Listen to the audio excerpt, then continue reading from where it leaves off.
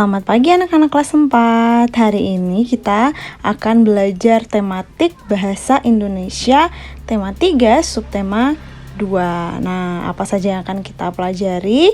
Yaitu tentang narasumber dalam wawancara dan bagaimana cara membuat laporan wawancara. Yuk kita mulai dari yang pertama terlebih dahulu. Yang pertama adalah narasumber dalam wawancara. Anak-anak masih ingat ya siapa itu narasumber? Narasumber itu adalah orang yang kita wawancarai. Nah, narasumber yang kita wawancarai sebaiknya memenuhi syarat berikut ini. Yang pertama, memiliki pengetahuan di bidang tertentu yang berkaitan dengan topik wawancara. Kemudian yang kedua, memiliki keahlian tertentu dalam suatu bidang yang berkaitan dengan topik. Lalu yang ketiga, mengalami atau terlibat dalam peristiwa yang berkaitan dengan topik. Jadi ada 3 poin penting ya yang harus dipenuhi oleh seorang narasumber. Memiliki pengetahuan, memiliki keahlian, dan yang ketiga itu mengalami atau terlibat dalam peristiwa yang berkaitan dengan topik wawancara. Begitu. Jadi kalau narasumbernya tidak memenuhi ketiga syarat tersebut, bisa jadi anak-anak nanti tidak bisa mendapatkan informasi yang anak-anak inginkan ketika melakukan wawancara. Nah, tadi itu kan syarat yang harus dipenuhi oleh seorang narasumber ya. Kalau narasumber itu adalah orang yang berperan penting dalam wawancara, kita sebagai pewawancara sebaiknya memperlakukan narasumber dengan baik ya. Baik itu sebelum, ketika melakukan wawancara, ataupun setelah wawancara. Nah, berikut ini adalah sikap-sikap pewawancara yang baik kepada narasumber. Yang pertama, memperkenalkan diri kepada calon narasumber, terutama jika narasumbernya itu belum mengenal kamu, serta menyatakan maksud dan tujuan wawancara itu dengan jelas. Jadi nanti narasumber itu tidak bingung ketika menjawab pertanyaannya, ya. Yang kedua, meminta kesediaan untuk menjadi narasumber menggunakan bahasa yang santun. Jadi ketika meminta tolong untuk wawancara, anak-anak harus menyampaikannya dengan bahasa yang santun ya. Selanjutnya yang ketiga, ketika sudah membuat janji wawancara, anak-anak harus menepati janji wawancara dengan narasumber pada waktu dan tempat yang telah disepakati. Kemudian yang keempat, melayani narasumber dengan baik, misalnya memberikan makanan atau minuman saat wawancara ya. Lalu yang kelima, berbicara menggunakan bahasa yang santun dan interaktif saat wawancara.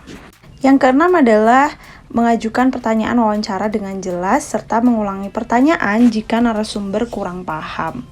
Jadi ketika narasumbernya mendengarkan pertanyaan anak-anak itu, mereka tidak kebingungan ya saat menjawab. Makanya anak-anak harus mengajukannya juga dengan jelas pertanyaannya. Selanjutnya yang ketujuh, tidak menyela atau memotong penjelasan narasumber saat menjawab pertanyaan. Dan yang kedelapan, mengucapkan terima kasih setelah melakukan wawancara. Nah, bagian kedua yang akan kita pelajari adalah tentang laporan wawancara. Anak-anak itu kan ketika melakukan wawancara mengajukan berbagai pertanyaan ya untuk menggali informasi penting dari narasumber. Nah, semua informasi yang kita dapat sebaiknya dicatat dalam bentuk laporan hasil wawancara. Jadi tidak hanya cuma diingat ya, tetapi dicatat dalam bentuk laporan. Nah, laporan hasil wawancara itu tujuannya untuk apa? Tujuannya untuk memudahkan orang lain ketika membaca dan mengetahui informasi penting yang telah kita peroleh dari narasumber. Berikut ini adalah contoh laporan wawancara ya yang Miss Mela maksud. Nah, ini di sini ada topik wawancara, terus narasumber dan pewawancara. Di sini Miss berikan contoh topik wawancaranya adalah tanaman hias. Kemudian yang Miss wawancarai adalah Pak Yamin sebagai petugas kebersihan yang ada di sekolah. Nah, nama pewawancaranya tentunya nama kamu yang mewawancarai ya. Di sini Miss tuliskan nama Miss. Kurang lebih seperti ini. Untuk daftar pertanyaan dan juga jawaban narasumber ini mengarahkan kalian untuk membuat laporan wawancara ya. Di sini sudah tahu semuanya kan kalau daftar pertanyaan itu dipersiapkan sebelum melakukan wawancara. Jadi ini ada 5 pertanyaan yang Miss buat. Yang pertama itu apa saja tanaman yang Bapak tanam. Kemudian yang kedua, di mana Bapak membeli tanaman-tanaman tersebut. Yang ketiga, berapa jumlah tanaman yang ada di sekolah ini. Yang keempat, kapan Bapak menyiram tanaman. Dan yang kelima, bagaimana cara Bapak merawat semua tanaman. Nah, di sini tolong diingat baik-baik ya, ketika membuat pertanyaan diakhiri dengan tanda tanya, karena anak-anak masih banyak yang lupa untuk membubuhkan tanda tanya di akhir kalimat tanya. Nah, kemudian dari pertanyaan-pertanyaan itu, ini adalah jawaban yang diberikan oleh narasumber. Yang pertama, ada berbagai macam, misalnya gelombang cinta, lidah mertua, aglonema, monstera, dan lain-lain.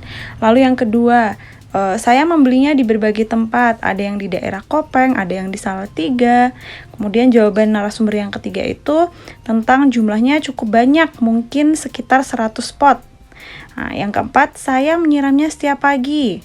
Dan yang kelima, saya merawatnya dengan cara memberikan pupuk atau mengganti media tanah dan potnya.